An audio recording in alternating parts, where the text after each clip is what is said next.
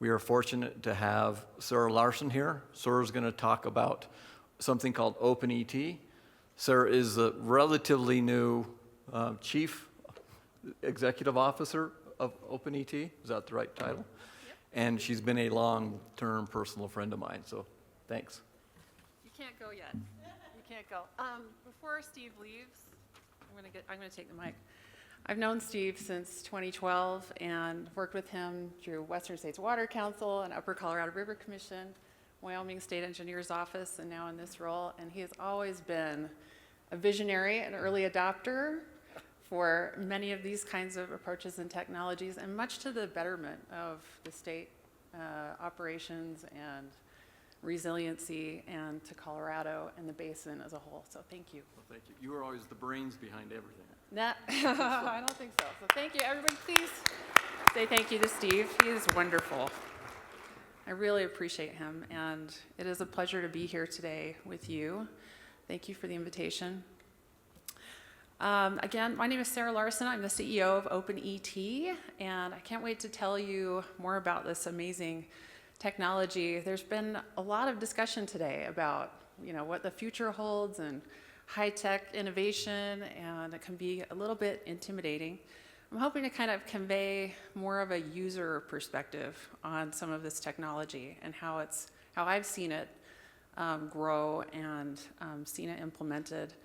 I feel really lucky that over the last couple of years working for the Upper Colorado River Commission, I've been able to come down to this corner of Colorado. It's absolutely beautiful, and actually visit with a lot of the ranchers and farmers who are participating in discussions around system conservation pilot program and things like that, to hear about these communities and how precious and how valuable and vulnerable some of these communities can be, and how this is really like the lifeblood for many, many generations. So I really want to be able to relay this kind of cool high-tech space satellite technology, but make it useful for you.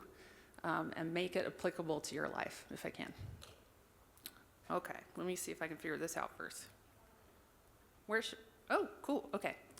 We'll break it into a little bit of parts. The first part, I just want to tell you what OpenET is and what we do, and a little bit about our mission and philosophy around sharing this really cool data set.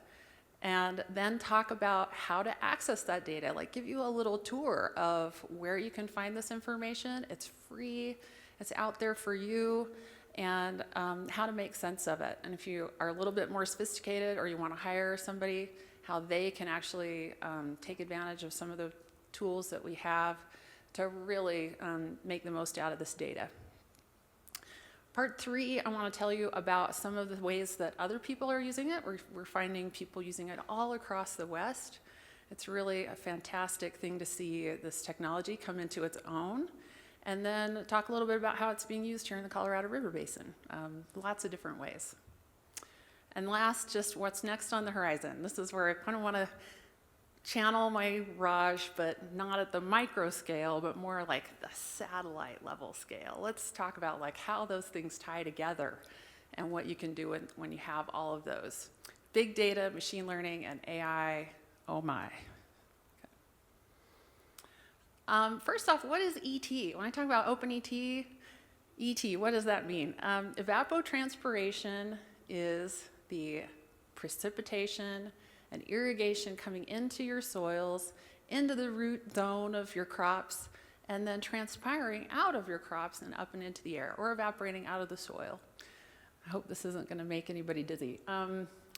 Combining that, you end up with evapotranspiration, and you have a sense of this every day when you send your kids out to run through the sprinklers, and because it's hot, and you get wet, and that water evaporates off your skin, and you feel cooler. And the cool thing is, we have some satellites that have been running around the globe for a long time that can pick up on that thermal signature and translate it into something meaningful. So this is a really cool energy flux that we like to keep track of.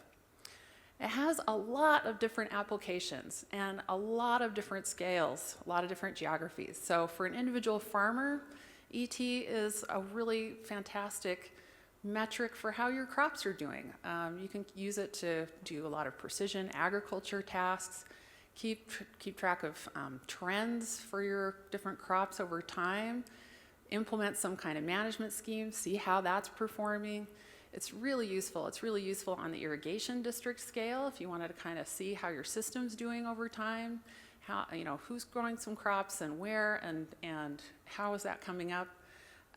You can use it on a basin scale. Reclamation uses this for a lot of its evaluation for system. At UCRC, we use that to evaluate state by state, this really important component of total water use, which is the consumptive use of water for agriculture. And because this is really transparent information, you can use it to kind of establish a baseline of understanding for water use across different parties. So an example would be the upper basin, lower basin discussions. Well, do we have the same sets of information to work from? Right now, we don't really, and people bring forward all of their different numbers and say, well, we're using this. And we're like, well, we're pretty sure you're using more, or less as the case may be, but just using this information on a basin-wide scale, you can really establish a foundation for mutual dialogue. One other thing that at UCRC, we used this a lot in our evaluation of how states' water use was growing or changing over time, and especially in response to really dry years, 2021, 2022, and instituted the system conservation pilot program as part of that. And OpenET and this kind of data really figured into that program as being able to evaluate how people who wanted to participate in those programs had used their water and had grown their crops in the past, and how do we evaluate how much to compensate for those programs if they wanted to try out something like crop switching or deficit irrigation or split season fallowing or straight up fallowing.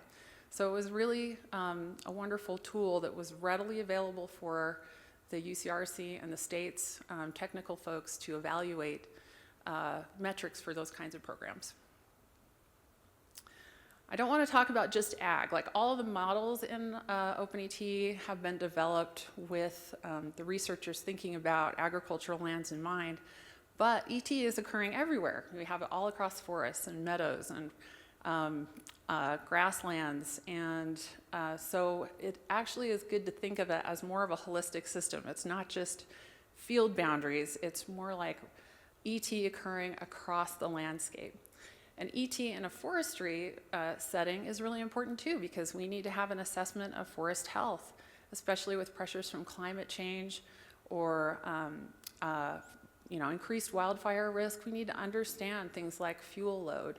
We need to understand the impacts of our programs. So if we're going to spend a lot of money on forest thinning or those kind of management actions, what kind of impacts does that have on your yield in the basin for water and similar kinds of metrics?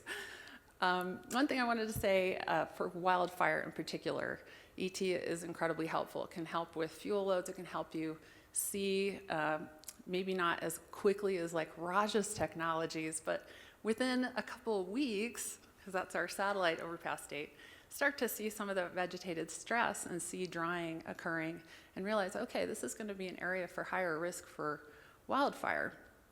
Similarly, if you have a fire, and of course that's one of those natural processes, but once you have a fire, how does that landscape recover? You can actually monitor regrowth in forests as they come back in and see how you're recovering. So all really good applications. A little bit about our mission, our vision, the people who are involved. The OpenET is a nonprofit that was created to help oversee this consortium of research partners who all work on OpenET, or on ET data. And it's a really unique group. These are 6 or 7 really amazing researchers who said to each other, they got together and they said, you know what, instead of competing with each other, let's get together and let's make our information available for use more widely. Let's make it as easy and as transparent and as reproducible as we can possibly make it, so that people can take advantage of this really amazing set of information. We have people all over the country We have Desert Research Institute in Reno, Nevada, NASA Ames, USGS, USDA, Nebraska, JPL, all of these folks. We even have an OpenET team in Brazil right now, which is looking at forestry applications for ET across the Amazon jungle. And all of this really is made available by working with our partner Google Earth Engine, who provides us with the storage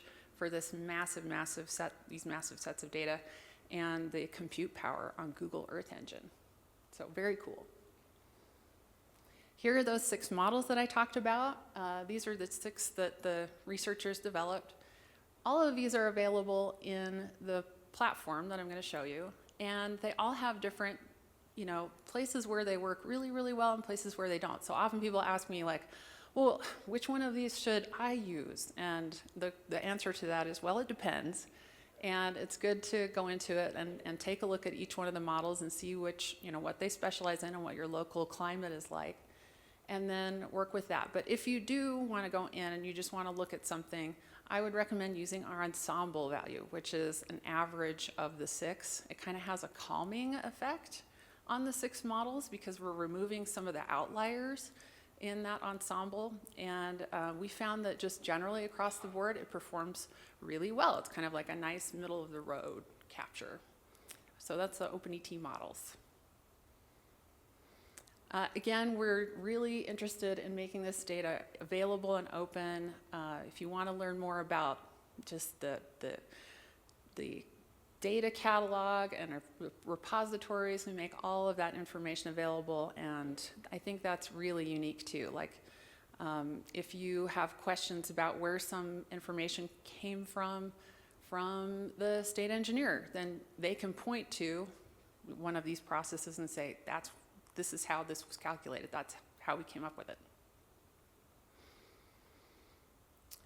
Like I said, this is it's actually kind of a cool system. A lot of the satellite imagery comes down to our USGS colleagues at the AROS Observation Center. We combine that with meteorological data, massive amounts of data, and then compile it all in a really kind of straightforward format on Google Earth Engine, and then perform the models that we talked about to come up with those results for ET, and then have our field geodatabase with all of the field boundaries across the West. We make all of that information available in a very easy to use data portal and a public API if you're a programmer and you want to access the data programmatically. So now I want to give you a tour, and here's where I have to summon up or let you know about this one fella. His name is Will, and he is the backbone of our platform. He is the developer that really is, come up with this and sustains it. And one thing I love to do for Will is give him unexplained bumps in enrollment. Okay? So what I really want you to do, if you're interested in this, it would just be so fun if you go to openetdata.org and sign up for an account to look at it. You have to do that before you can get into the portal, and sign up for it, and just give us like a really good, solid Southwestern Water Conservation District bump, and then Will be like, what the heck is going on? This is so cool. Anyway, you can sign up for that. That gives you access to the platform and the API. Here you can pick between those field boundaries I mentioned and the raster data set. So one is very oriented toward irrigated ag fields, and one is just across the West. And here's what it looks like when you first come in. It's kind of a cool shading. We only have the western states right now, but this coming year we're hoping to expand to the CONUS, which will be a really big step forward for us. I think that in particular will really emphasize the forestry applications and research on that needs to happen. Let's zoom in to kind of our area down here. This is the Navajo Nation Nappy Enterprise, I think, below Farmington. And you see all of these little field polygons with different colors for the ET involved. And then if you click on any individual field, you can pull in the model information and see that ET value going up and down over the last series of years. Our data portal only has data back to 2021. The API has a lot more that you can access from 2000 forward, but this is a really great snapshot of what you can see in the portal. We're going to zoom in a little bit. You can make your polygons transparent, have a little mouse over, see the inches of ET. You can pick which models you want to take a look at and see how that changes over time. Pick all the models. I'm just kind of walking through it. If you want, you can, instead of seeing that inches over time, you can see a cumulative ET over a season. Pick different models. You might see it go up and down depending on what model you pick. And then you can download the data, and it will give you a CSV file that has all of the models, ET information, the acreage. Just really handy, really powerful stuff. Here's the raster view of the West. So this shows all of the forested areas, the grasslands. All of that has ET too. Although the models are more oriented toward agriculture, we're really working to try and refine some of the models for those forestry applications. Here's what the raster view looks like up close, and you can actually draw your own polygon if you want to just get that whatever section and get the same kinds of information for the polygon that you submitted. If you want to get really technical, you can access the data through our API, where you can put in different parameters and then get out a lot bigger sets of results. These are just some examples of how to extract that kind of information. So pretty cool. Hopefully it feels really easy. It's really easy to get into the portal. It's really easy to get the data back out, download it, do what you need to do with it. We have data, I think I checked it the other day, and it has everything up through the end of February in it on a monthly basis. And then if you want to go and actually get daily ET, which is a lot more refined, you can go to the API and get that kind of stuff. All right, so who is using this kind of data? The cool thing is to come on board an organization at this stage in the game, it's actually kind of coming out of that startup mode where more and more people are starting to use it, and it's being more and more trusted. It's being found in more and more places. So we're seeing a really big expansion in use all over the West. Wyoming, Colorado, New Mexico, these are the folks that I've been most intimately involved with using this for basin-wide planning and for Colorado River Basin analyses. Pretty impressive work. Kansas, Oklahoma, Texas using it for the Ogallala. Nebraska using it for the Twin Platte. Montana and Idaho using for consumptive use and water accounting. And Nevada and Oregon using it for Diamond Valley, Harney Basin. They actually use this for groundwater monitoring. And then in California, they are starting to use it a lot, using it a lot for being able to report on delta water use and in sustainable groundwater management actions for their SIGMA program.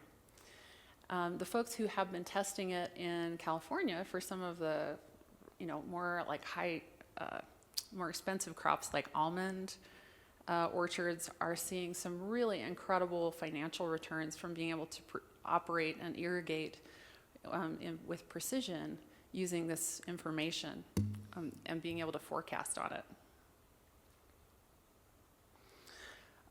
One thing, other people are taking this information and building tools on it. We make it freely available, and so other folks have come in and said, oh, what if I combine ET data with like power data and not pesticide, but fertilizing? How can I optimize my operations for that? So we're seeing a lot of uses out in the wild from commercial partners. Like I said before, using this for irrigation management, folks have been able to maintain or even increase their yields with while using less water. Using this information, I just want to say, yeah, I checked the use of our portal via the accounts more recently, and we're up to 50% of our data retrievals being used for the purpose of irrigation management. So an even bigger and bigger sector or group of people are using our data for this purpose, which is pretty awesome. One big question that always comes up is how accurate is this? And that's a great question because we have satellites up there, they have some error. We have some EC towers across the west, and they have some error. So how do we evaluate that? And our group of researchers knew that this was an important question before it could really be utilized. So we conducted a rather large and lengthy study using 152 sites across the nation to look at the performance of these different models. And the thresholds for those EC towers were quite high. Like they couldn't be in the study unless they had really good, solid data at that EC tower. And we looked at the EC towers in all of these different land use types to try and evaluate how they were performing. And I don't want to go too much into the results, but we ended up on the cover of Nature Water magazine. So if you want to take a look at the paper that was from that, that's where you can find it. Volk et al. In Nature Water 2024. It was a pretty big study. And I had a slide that had the accuracy on it. What I want to say about the accuracy, if you look at the scatter plots for, in particular, croplands, the R-squared value across those EC towers was about 0.9 R-squared, which is really a fantastic statistic for that particular land use type. It wasn't so great for forested areas. It was not that high, and it didn't perform as well in like grasslands or meadows, prairies, those kind of places that are really, really dry. But it did perform well for crops and for some areas in the forest. We did have a OpenET user applications conference last February, not 2 months ago, but a year and 2 months ago, that was very well attended. We had a lot of people come in to talk about how they were using OpenET. We have all of those presentations with like a wide variety of how folks have been using this information, stuff we didn't even know about, on our YouTube channel, which is a fantastic resource. So if you want to go and find out more about how folks are using it and this amazing conference, please go check out our YouTube channel. I always get asked when we're going to do another conference, and I'm hoping that will be this spring, somewhere around the West. We're still trying to find a location, but spring in 2026, yeah. Again, I just want to reiterate the importance of having this data be transparent and our team's dedication to data access. We know that the data aren't perfect. They're not going to be accurate everywhere at any point in time. It's a model results, and so we want to be as straightforward about the model intercomparisons with ground truthing and our accuracy assessment as we can. Be as transparent about the known issues with this data that we can, and thereby make it so that it is a trusted and vetted, cutting-edge science source for this kind of information. Really, our vision gets to that. We really want to help advance solutions through a shared understanding of water use. If we could agree to the numbers, especially when we're negotiating or having contentious discussions, if we can both use the same sets of information as a basis for those discussions, they generally go a lot smoother. Great. All right, last part. What's on the horizon for OpenET? Expansion to the CONUS, that's going to be a huge lift. The other thing that has been of interest to a lot of our users is how about we create a similar grid set for effective precip? When you have ET, there are components of it. One is the precipitation that comes into the ground, and the other is the applied water. So being able to get effective precip out there would be really helpful. We're definitely going to expand to more of these forestry and rangeland research into those applications and try to improve or calibrate our models for those kinds of applications. And then we also have a number of partners internationally who want to expand and create their own OpenETs. So we have a team in Brazil, we have a team in Mexico, we have a team in India, we have a team in Northern Africa and in the Arabian Peninsula that we're working with. So looking at trying to help foster those, give them some seed funds to get started on their own OpenET sets of data. Most importantly for this group of people, I think you're gonna love this. This is called FARMS, the Farm and Ranch Management System. This is where you can take your own GIS or create your own GIS and then start to create a report. So you take your fields, digitize those. They could be the existing boundaries that we have, or they could be something that's totally unique to you. Upload those fields, create those fields, and then with that particular operation, go pick and choose. Do you want daily data? Do you want monthly data? What kinds of the models do you want to get? What kinds of variables do you want to get? And run that as a report. You can run it every day if you want. You can run it weekly. You probably wouldn't want to run it every day, but basically set you up so that for your particular interest, for your particular plot of land, you can get this information freely, easily, quickly, as often as you like.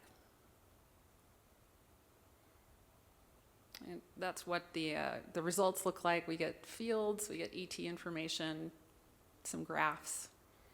It's really helpful. And cool thing, you can now get it on your phone too. So if you go to Farms, you can go and grab the same set of information while you're out in your field.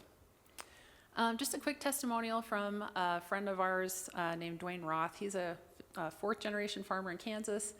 He's such a huge advocate for OpenET. I just wanted to convey to you how much, we just recently did a news story on the Farms tool release and how much OpenET means to him as a producer. And he's got a lot of great ideas. I think that we're gonna be working with a lot of ag producers on their ideas, working with a lot of the commercial interests who have built tools on OpenET to continue to refine those and make them as easy for you to use as possible. About machine learning, artificial intelligence, we have an abundance of satellite information already.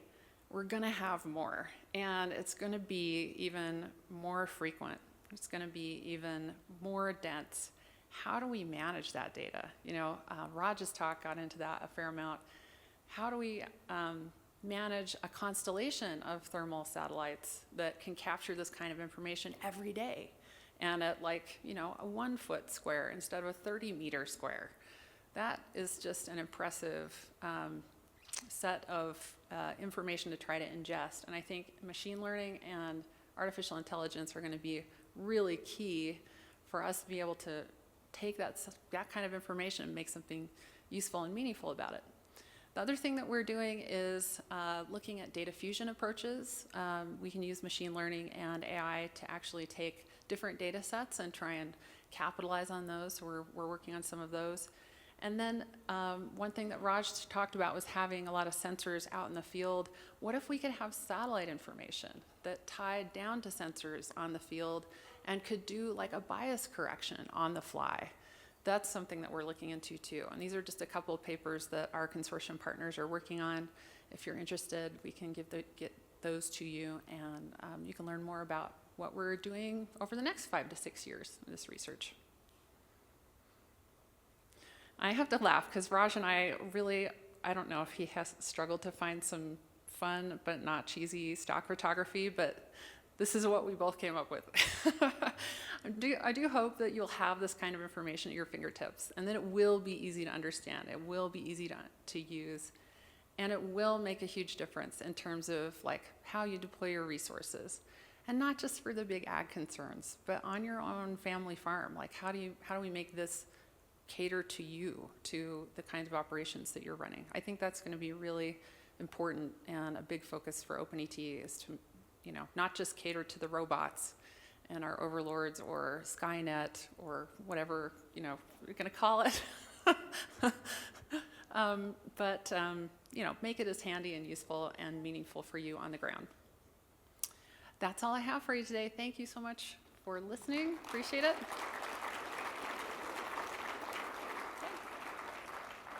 if you have any questions, here's my email. Please get in touch. I would love to talk to you. Oh, I have questions. Yeah. Any questions? Oh, yeah. Oh man, you like the tough questions. Okay. No SCPP, gotcha. That I would direct you to Chuck for that one. Oh, 1 second, Steve. We have another question Hi. over Hold here. on. I have a question. Hi, Nina Williams with the Dolores Watersheds Collaborative. Can you give us kind of an idea of, are there certain forest types where this OpenET is more accurate, and what some of the issues are in the forest accuracy, and also from the framework of different types of forest structures within a similar forest community? structures, forest community. Wow. I will do my best. So the land use types in that accuracy assessment included conifer forest and then a category called mixed forest. The conifer forest, it did not perform as well. It was like an R-squared of 0.6. And just in talking, I just got back from Arizona actually for a forestry workshop, and they were using OpenET in some of the ponderosa pine areas around northern Arizona University and Flagstaff. And it was not performing as well in those kind of areas. However, it does perform a lot better in more of a mixed forest setting, like R-squared of 0.87. So it really depends, and a lot of it depends on the canopy complexity and whether or not it's had like any kinds of thinning, management, those kinds of things, how well it performs. It's definitely a new realm for burgeoning science. We'll be working on it. Yeah. Okay. Now is it my turn? Steve Harris again. You mentioned that the grassland wasn't very accurate. What about high elevation irrigated grass, which we have a huge amount on the west slope? Is that? Yeah. So that is a really great question, because like why would it be this and not that? In the higher elevations, you're going to have more precip, you're going to have more irrigation and more runoff. And in those settings, OpenET is actually performing very, very well. When I worked for the Upper Colorado River Commission, we did a really extensive study on remote sensing techniques for the upper basin, knowing that the topography was really challenging. Like, we have this huge range in elevation, we have these mountain valleys, can be really soggy in different places, or really dry in others, obviously. But what we found was that the model EE metric was performing the best, and that is why the commissioners actually adopted it for interstate purposes a couple of years ago, 2022.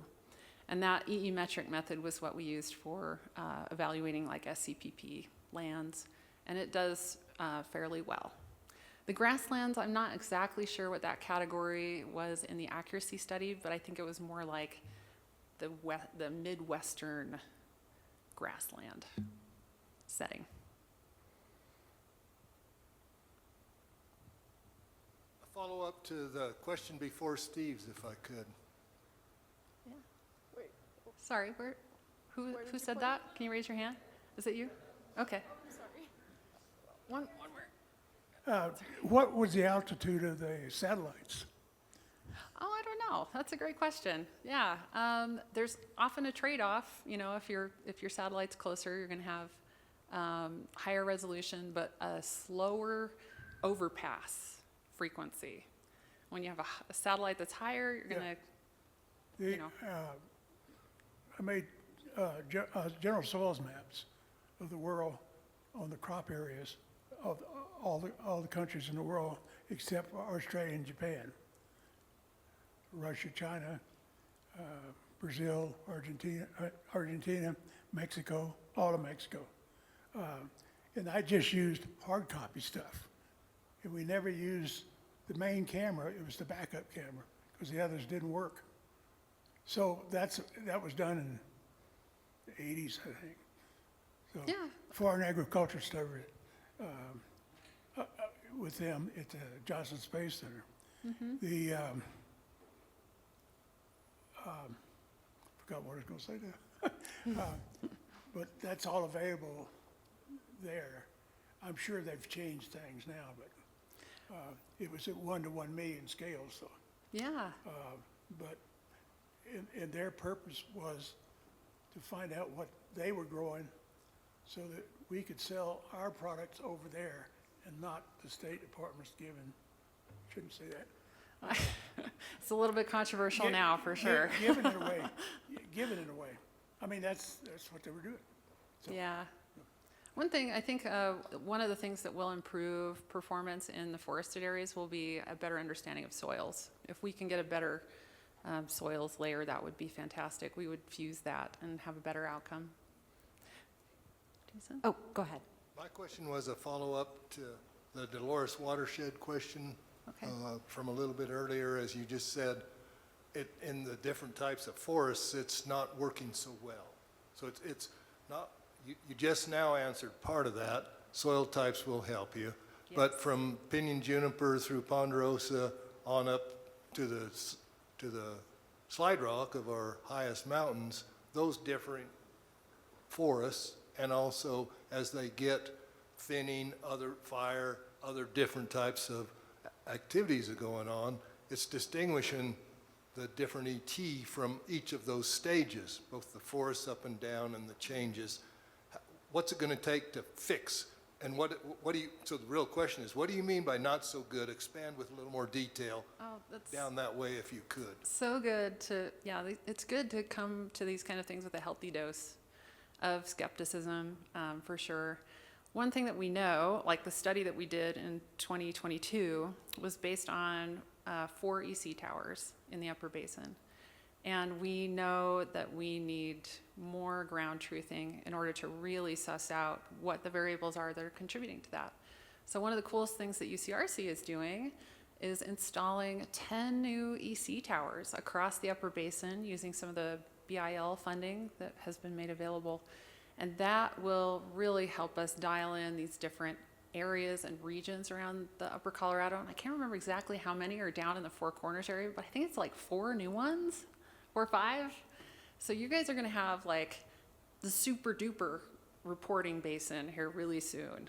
We just need to get those towers up and running this spring and then do an intercomparison between the models that we have and the new towers and see how things are performing on more of a micro scale. And this is around across the entire West. Everybody is saying, if we want to use this technology, we need more ground truthing, we need more EC towers. That will really make a big difference. Yeah, cool. All right. Yeah. Thank you.